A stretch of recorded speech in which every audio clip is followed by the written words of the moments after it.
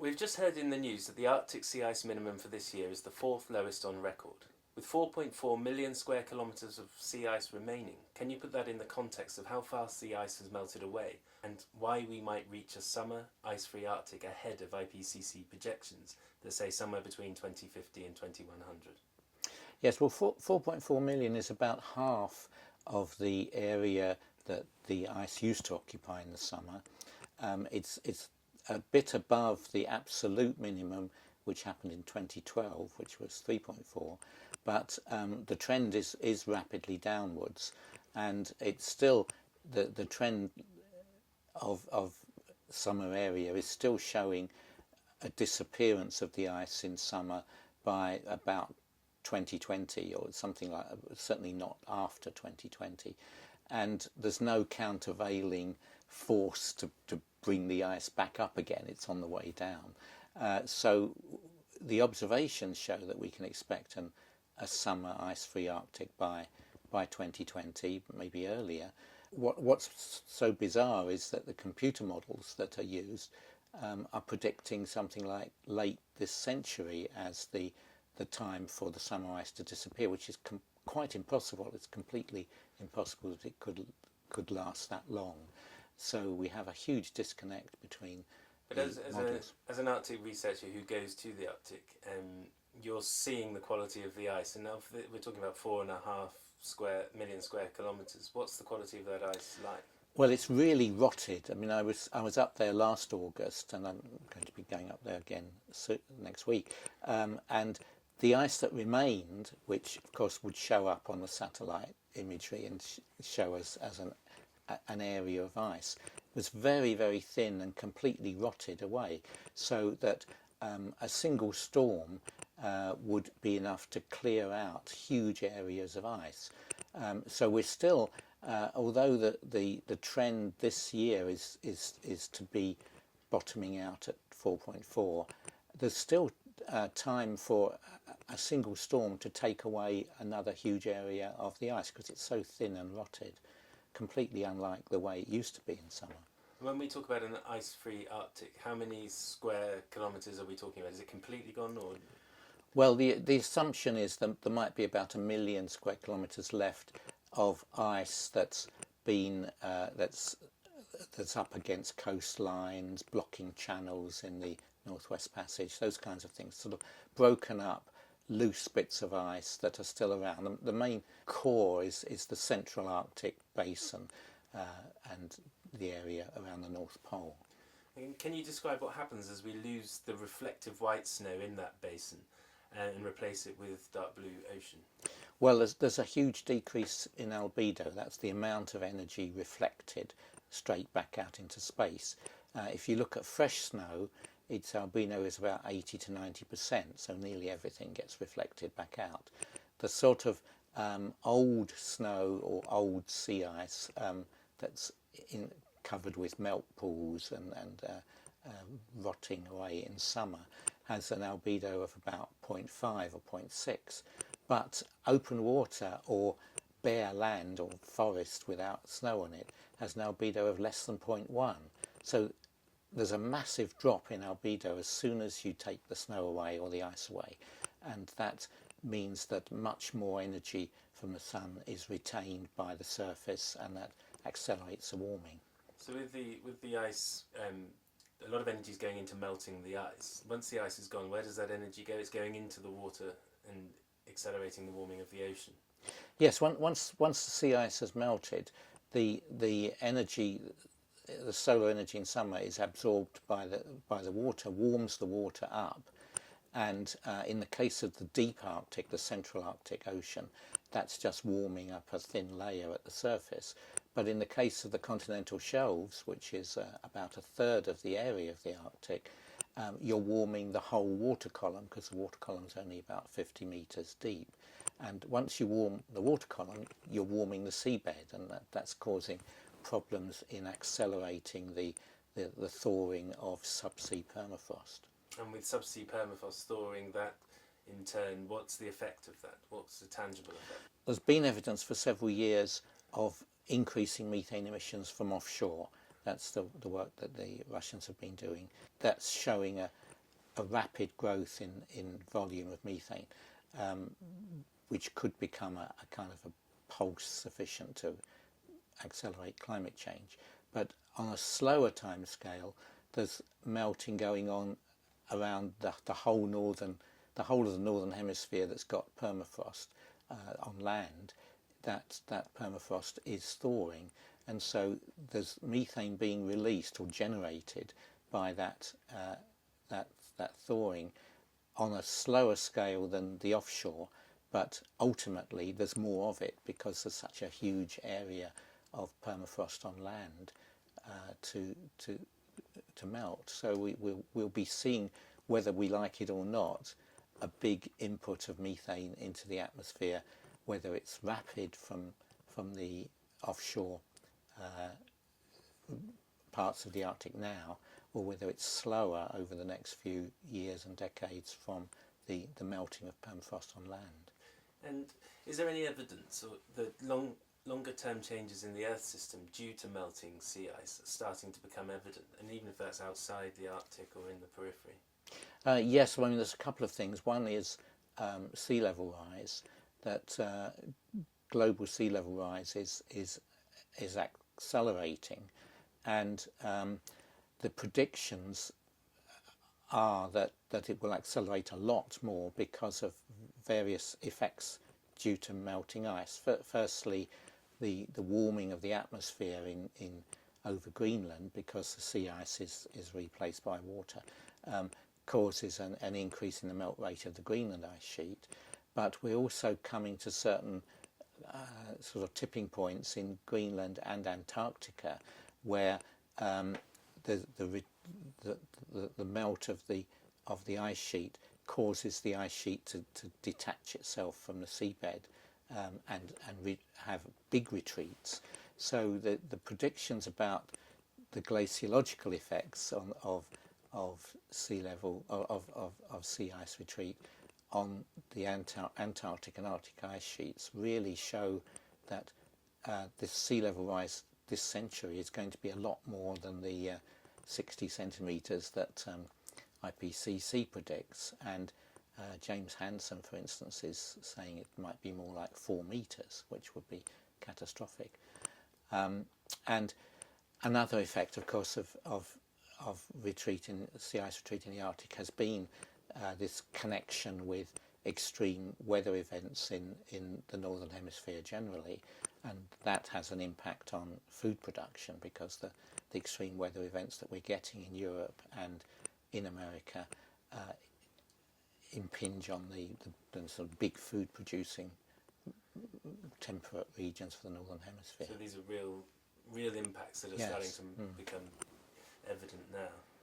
With the effects we've already mentioned contributing to accelerating warming, do you think that we are seeing a self-reinforcing feedback develop in the Arctic, where the heating continues regardless of human greenhouse gas emissions? Well, that's the problem. I mean, and the fear of a runaway warming is that when the feedbacks become dominant, then you can have feedback without having to drive it anymore, and already that's almost happening. For instance, if you analyse the extra warming produced by the retreat of sea ice, it's about papers have been published on this. It's about a quarter of the direct effect of adding greenhouse gases. So you add carbon dioxide to the atmosphere, you warm the climate, the warming leads to sea ice retreat, but the albedo effect reduction of the sea ice retreat is like adding a quarter to the amount of carbon dioxide you're adding to the atmosphere. And then the retreat of the snow line, which is of the same magnitude, adds another quarter. So we're already, just from Arctic feedbacks, we're adding 50% to the amount of warming that we're getting from the greenhouse gases alone. So the greenhouse gases are the drivers, but the response is much greater than what you'd expect as a direct response to that extra amount of carbon causing extra radiative forcing.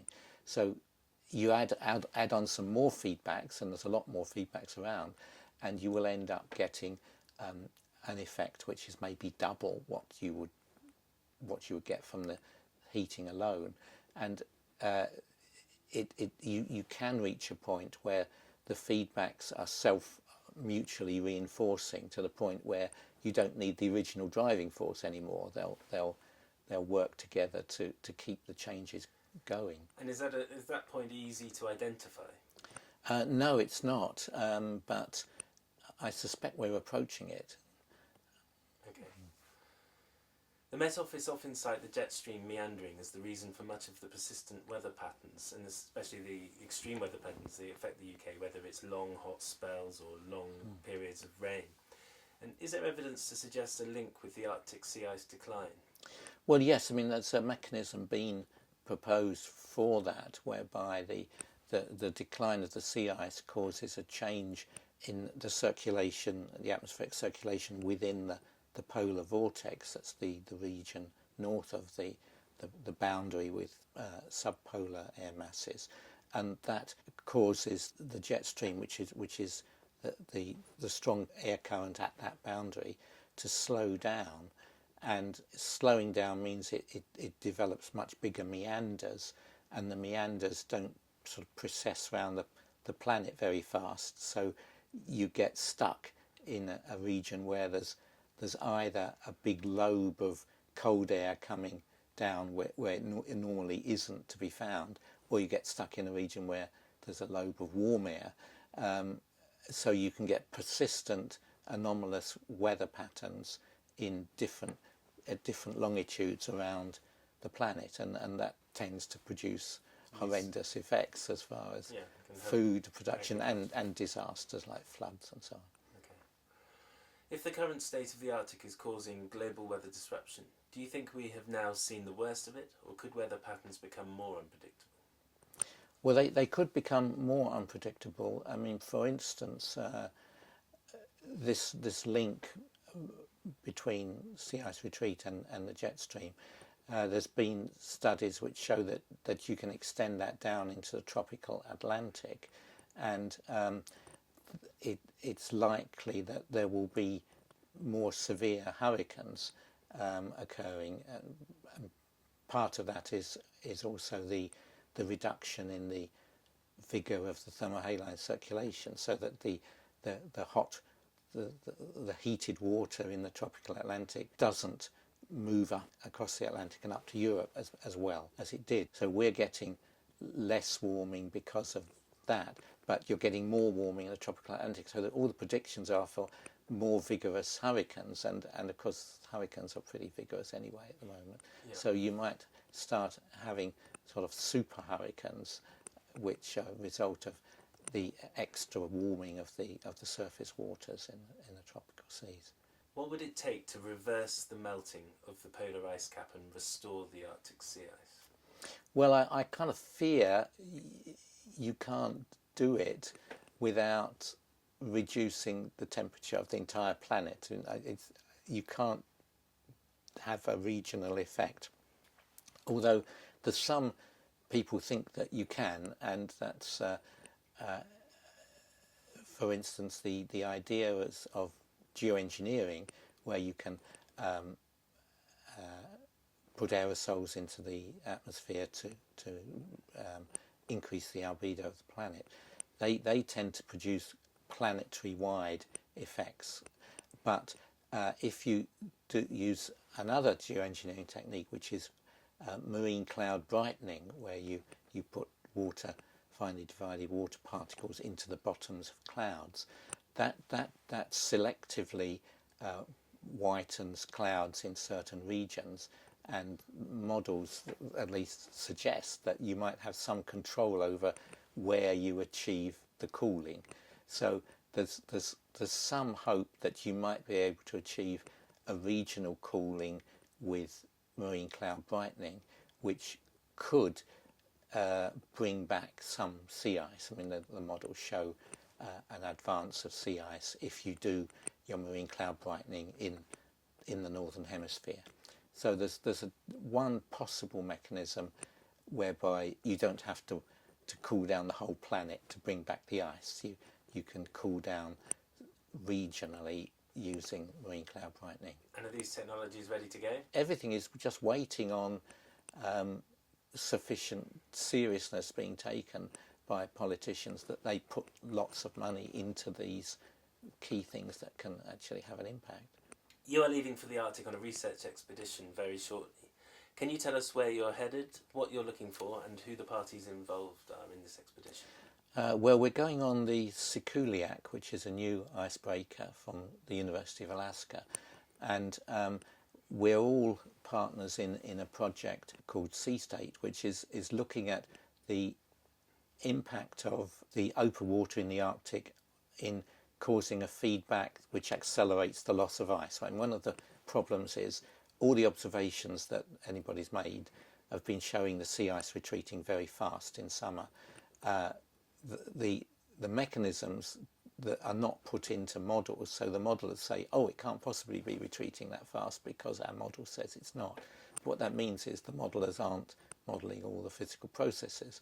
And one of the processes that could be important is as the sea ice retreats and you have more open water, you have more wave energy, and the waves interact with the sea ice and break it up so that it melts faster, so that you're getting a marginal ice zone around the edge of the ice, of ice being broken up by waves.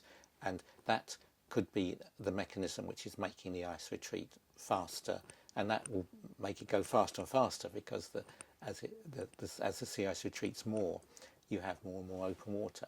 So we're going up there with a bunch of wave buoys which we're putting into the ice and monitoring the penetration of waves into ice, how far the waves get, how much ice do they break up. And so we'll be working in the ice edge region, but we might have to go a long way north to find that ice edge. We're leaving from Alaska and we're heading north, so we might have to get quite a long way towards the North Pole before we come into ice that we can work with. And how long do you think you'll be away for? 7 weeks. 7 weeks. Mm. Do you think the politicians who will meet in Paris in December at the UN climate talks really understand the threat to society from these changes that are going on right now? I don't think they do, no. Certainly they haven't shown any signs of it up to now, with all the kind of pretty pathetic and useless agreements that have been made up to now, which really have had no impact at all on climate. We're still getting an exponential increase in carbon dioxide levels in the atmosphere that's even more exponential than it used to be. So all of the promises of politicians have actually not translated into any action at all. So the track record is terrible. And I think that they don't recognise how absolutely urgent it is to take very, very serious action now. What they think is a sort of let's do plan B, which is we sit here and monitor climate change, and then if we find that it's really getting bad, then we'll start doing something. But the trouble is, the effects are accelerating such that if you start taking action in the future, it will be too late because of the ratchet effect of CO2. It lasts such a long time in the atmosphere that if you keep pumping it in, you're going to suffer the consequences for a long time to come, 1,000 years. And so you can't, you have to stop doing that now in order to have a level in the atmosphere which is not going to be catastrophic. And so everything has to be done now, but politicians don't have the concept of doing things now because they don't want to upset anybody, they don't want to lose votes. They would always prefer to push it beyond the next election. Yeah, a politician might say, well, it's extremely complex trying to get everyone to agree to even do one thing. And if you could persuade world leaders to do one thing at this conference, what do you think that one thing would be? Well, I think it would be to immediately make the top priority everywhere the replacement of fossil fuel use by renewables, and in concrete ways. I mean, go for seriously going for solar power, because it's now cheap and it's effective. It's not a joke anymore, and you can replace a huge amount of our fossil fuel use by solar if you make the effort, and things like that. That your mentality should no longer be the mentality of coal and oil as the basis of industry or the basis of life. The mentality should be, let's only use energy that is renewable, and if they can take on that, then it is remarkable how quickly we could have a transformation in the world. Yeah, thank you very much. Hopefully.